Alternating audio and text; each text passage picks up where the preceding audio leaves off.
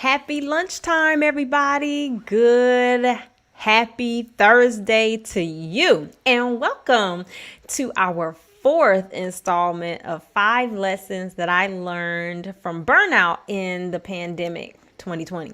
So, happy Thursday. How's it going today? I would love to hear from you. Go ahead and place your location and your name in the chat so I can say hello to you. I would love to interact with you. And please, will you help me by liking and sharing this broadcast with whomever you can? I would love, absolutely love to interact with you. So how are you doing today? How's Thursday going? I can't wait for the weekend. Let me tell you that. I'm ready. I'm ready. So I wanted to jump in because today might be a little long. I have a lot to say about this one. So I want to share with you my fourth lesson that I learned from burnout. Okay, so let's recap, right? My first lesson was that I am my first investment, that I have to make it a priority every day to have a portion of my day which is invested in me. Okay. I am my first investment. I want to say you are your first investment too. Okay.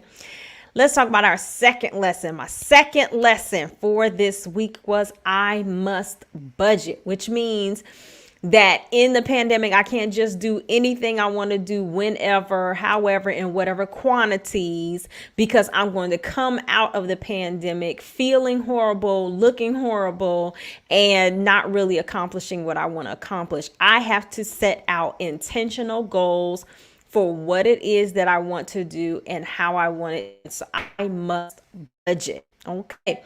Third lesson. Even small steps forward equal progress. That means that no matter how little I feel like I've accomplished, if I've moved forward, then it is progress. And in this time, we need to give ourselves grace because of how everyone is being completely bombarded with trauma and triggers like never before. Even small movement forward is progress. And today I want to talk about my fourth lesson. Again, make sure that you share, make sure you like, make sure you tell somebody that we're on, make sure you let somebody know what's going on here today. Okay. Ready for the fourth lesson? Here it is.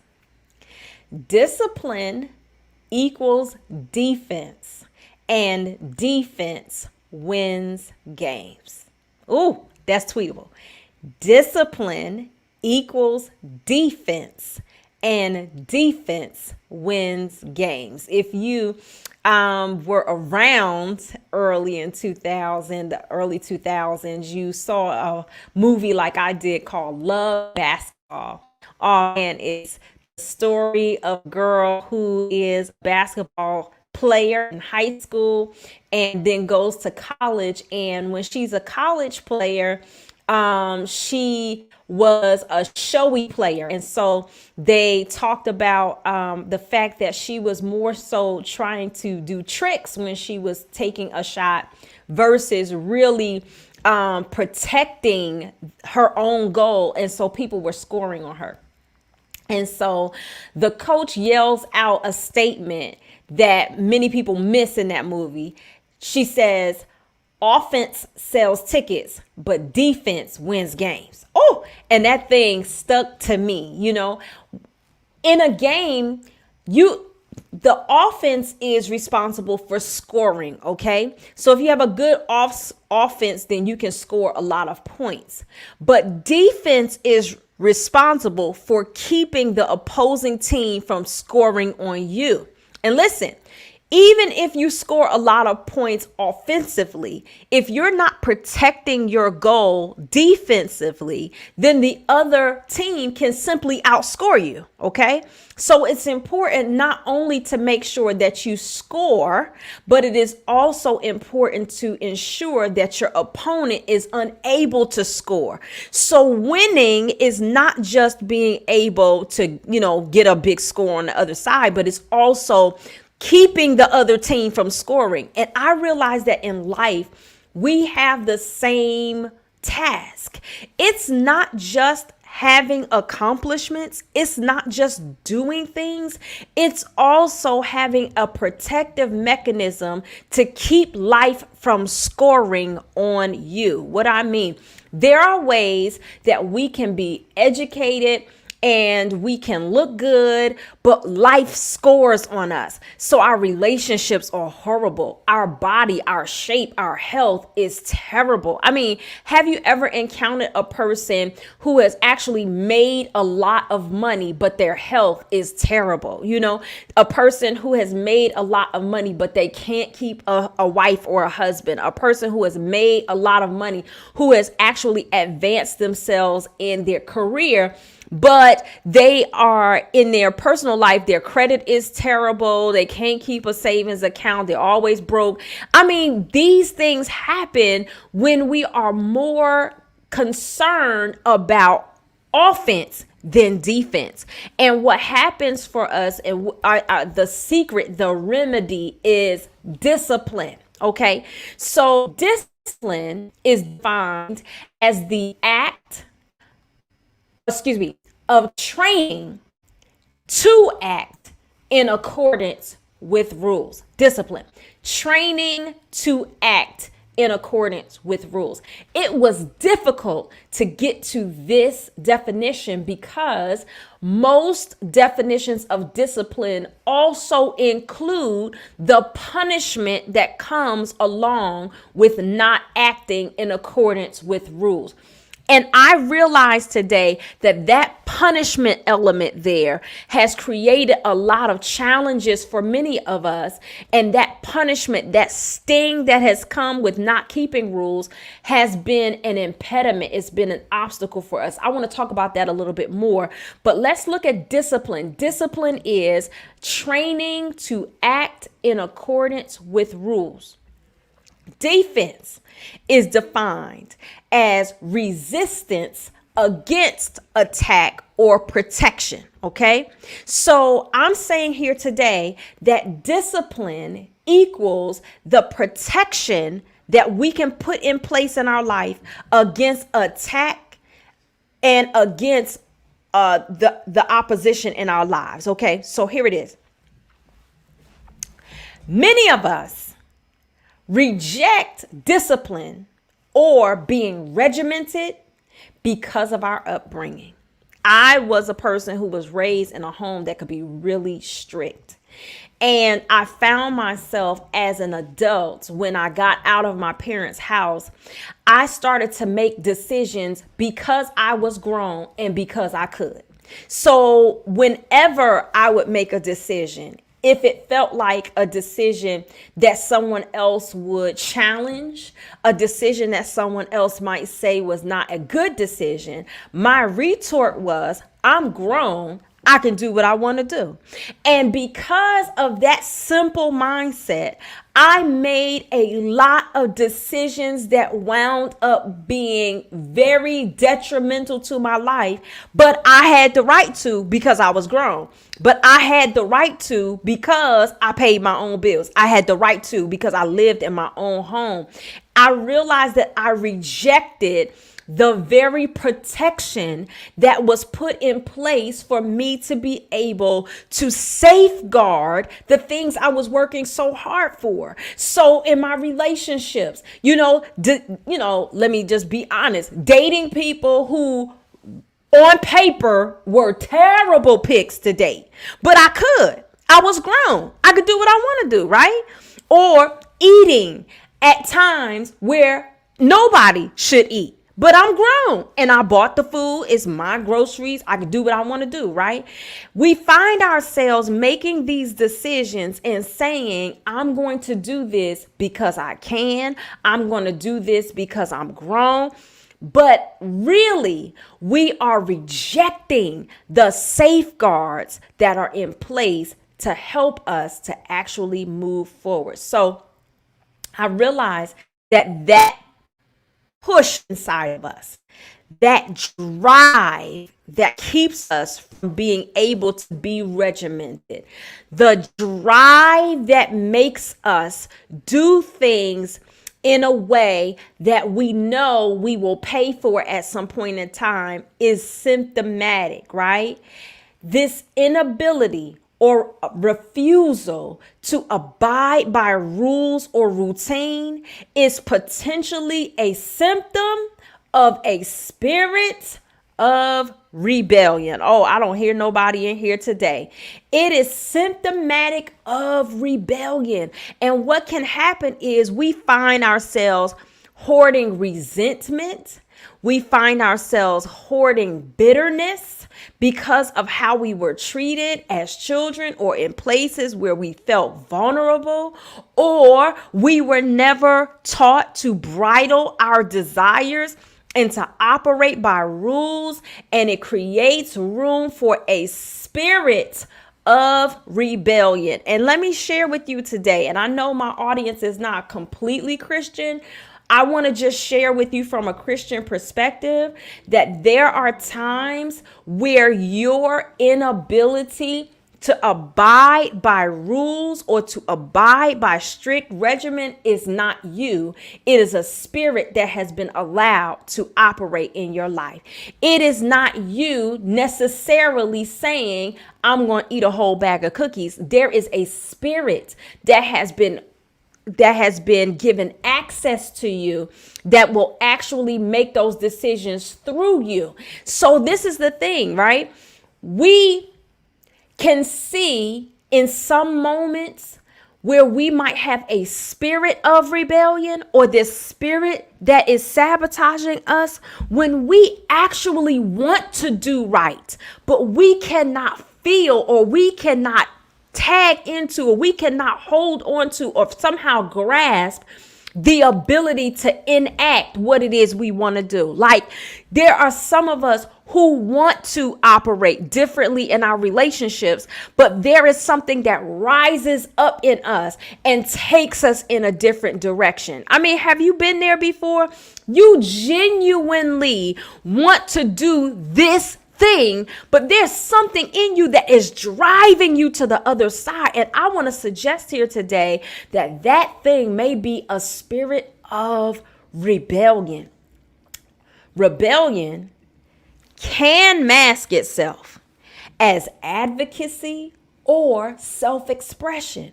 I could do what I want to do. This is just me. This is how I do it. This is how I operate. And all the while you have become a slave in your own body to this course of action that you really don't want to do. Like some of us really genuinely want to lose weight, but we find ourselves unable to stop opening and closing the refrigerator door. We genuinely want to be healthier, but when it comes time to the gym, we find ourselves somehow getting super sleepy, becoming super desirous of doing something else.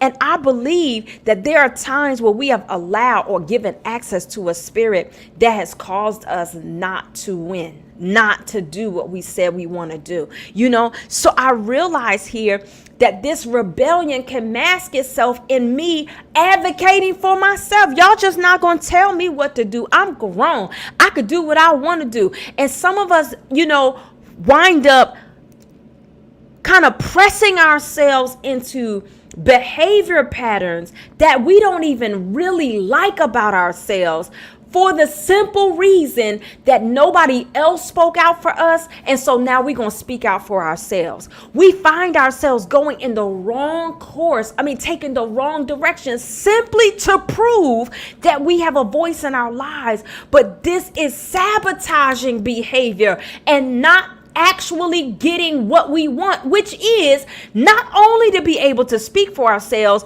but to actually accomplish a lifestyle where we are safe and where we are able to succeed, where we can look ourselves in the mirror and feel good about ourselves. Oh my goodness, I hope this is coming through today.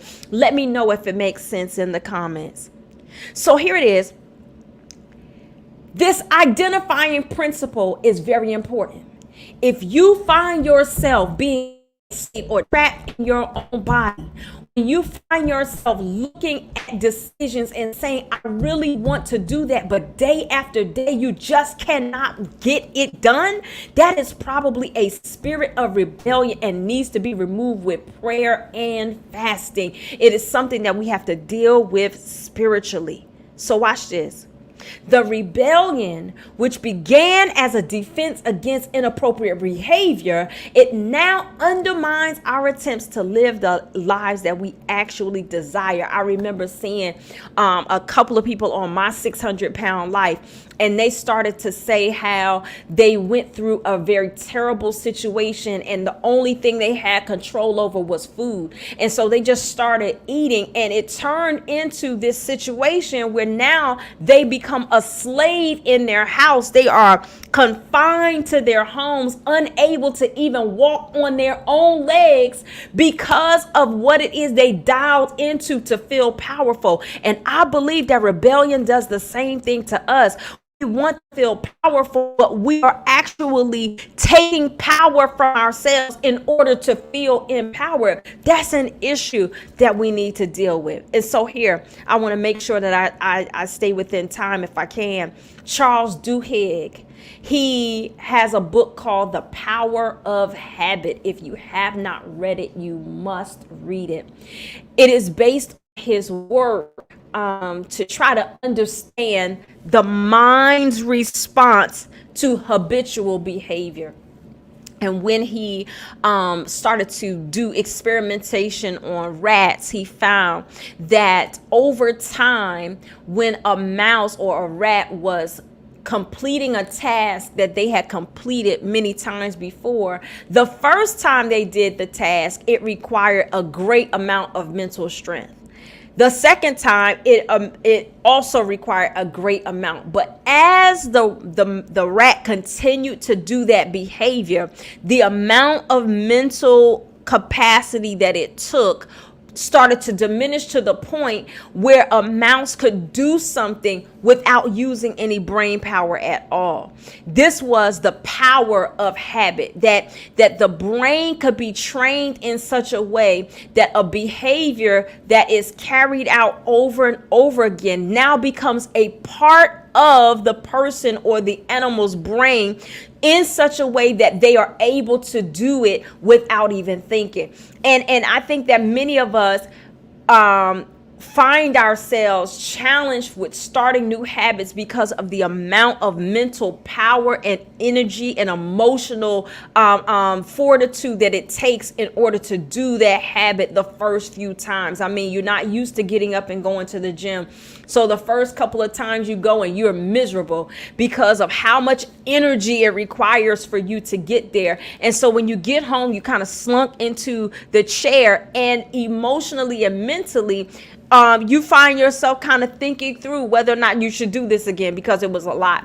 When it comes time to do it again, you find yourself remembering the amount of energy it took last time and possibly not making the decision to do it again because of how much it required of you. But the power of habit teaches us that if you can just press through that initial few times, if you could just press through the first few times where it is difficult to do, difficult to have the energy, difficult to get it through, then after that, then you will find yourself now feeling like the habit is a part of you. After a while, as you're doing it, now it becomes a part of your day, a part of your routine, to the point where you don't even feel like your day has gone the right way if you're not doing that habit. Listen, creating healthy habits, I'm speeding here. Creating healthy habits can help you to take control of your life. That means that the things that you look at and you think about, I need to do this. Oh, I wish I did this. I mean, there are a few things that each one of us can check off in our daily lives to say, man, really wish I could do this. I really wish I could accomplish this. If you set out to create those healthy habits, they actually can create enough brain space and enough opportunity in your life where you can take care and get control of some other things. So I shared earlier that one thing that I really wanted to do was I wanted to start exercising again. Last year, as a part of my burnout, I gained 19 pounds in 3 months. It was terrible. It was horrible. I felt bad. It's real bad in my life. For me, when I'm walking and I can feel stuff wobbling, no, that's a no. No, that's an indication that something is wrong, something is off, something has to change. I was starting to feel stuff move while I was walking. I said, no, I can't do that. And I'm telling you, as I started to do the habit, as I started to incorporate it in my life, I recognized that I had to incorporate another habit, which is that I had to get up early in the morning to do it, because the later in the day that I chose to do it, I recognized that it wasn't going to get done, or it was just going to cut into other things that I needed to be doing in the day. And so I recognized that I needed to wake up at 4:45 in the morning to get my workouts done. Wait, whoa, Lola, what are you talking about? 4:45 in the morning? What are you talking about? I had to wake up at 4:45 in the morning to get it done. Once I got it done at that time, then that's when people start waking up. That's when programs start happening. That's when obligations start rolling out. And so if I have my workout done from like 5:30 to 6:30, now I can go through the rest of my day and be done. Okay. That's 2 habits. The third habit is that I recognized that after I was speaking for long periods of time, I was having post-nasal drip that was unbelievable. I mean, it was horrible. And I had already cut dairy out of my diet. I was already not eating any eggs, no cheese, no milk. So I'm saying, what is the problem here? And so I asked a health coach, what is going on with me? And she said, what's your relationship to sugar and chocolate? And as she's asking me, I'm putting a chocolate cookie in my mouth. Oh my goodness. I just like, it was vegan, y'all. It's a vegan chocolate cookie. And I just like, I'm eating chocolate right now. She said, nope. Sugar and chocolate are also allergens that will make you experience those types of allergies. And I realized that if I was going to be as healthy as I wanted to be, which was not experiencing allergies, then I was going to have to give up sugar, chocolate, and probably flour as well. Oh, Lord. 3 habits for me. I want to suggest some things for you. I want you to make a list of 3 habits that you would like to develop to get a better handle of your life. What are 3 things that right now you know you need to do? You've been reminding yourself to do. What are those 3 things? How do you do that? And I want you to write it down. Those 3 habits. Secondly, I want you to commit to practicing the first of those habits for the next 100 days. I think we're coming right on the 65th day of the year, which means you have 300 days left in 2021. If you just practiced one habit for 100 days, that habit will become part of your life. It will become part of you. Okay, so take 100 days. And I'm telling you, 100 days goes so quickly. It's just a little more than 3 months. And it sounds like a long time, but it really is not. We're in the 3rd month of 2021, and it was just like New Year's yesterday. Okay. Mastering 3 new habits a year will rescue you from the roller coaster of desperation and failure and set you on a path to a new and permanent lifestyle. I am determined that in 2022, January 1, I am not going to be going to the gym because I have to lose 20 pounds. No, I'm not doing that. When I go to the gym on January 1st, it's going to be because that's my routine. I will be healthy. I will be fit. I will be lean, and I will just be going because it's my routine. I'm not getting back into the gym. I'm not going to be introducing myself to the people at the desk. No, we are going to be there, and we are going to be what we want to be. Okay. So I want to help. And the way that I want to help is by inviting you to come to the Bloom in a Day free transformational summit. It is March the 21st of 2021 from 1 to 3 p.m. Eastern Standard Time. We have 4 incredible speakers. Alicia Jones, who is a health coach who lost 80 pounds herself and has trained dozens of people to lose hundreds of pounds themselves. Sarah McDougall, who is an advocate for those who are going through abuse and loss. And she is going to share with us how we can use our voice to advocate for others as well. Cheryl Pullins, she's an iconic branding specialist. She uses her story in order to create iconic brands for women all across the world. And then Mignon Francois, who went from baking cupcakes in her own home to a $10 million cupcake empire. This is an event that is free, absolutely free. To God be the glory. So I want to share the event with you. And if you have the opportunity, I think you should come. You do that by going to bloomday.lolajohnston.com, bloomday.lolajohnston.com, and using that web address, you can be registered for this free transformational summit. Make sure that you don't register by yourself, but that you bring somebody you love and you know with you. Make sure that you share this opportunity with everyone. Well, I want to thank you again for being here with me on today for our 4th day. And tomorrow will be our 5th and final installment of the 5 lessons that I learned from burnout during the pandemic in 2020. Thank you so much for being here today. Have a wonderful Thursday, and we'll see you on tomorrow.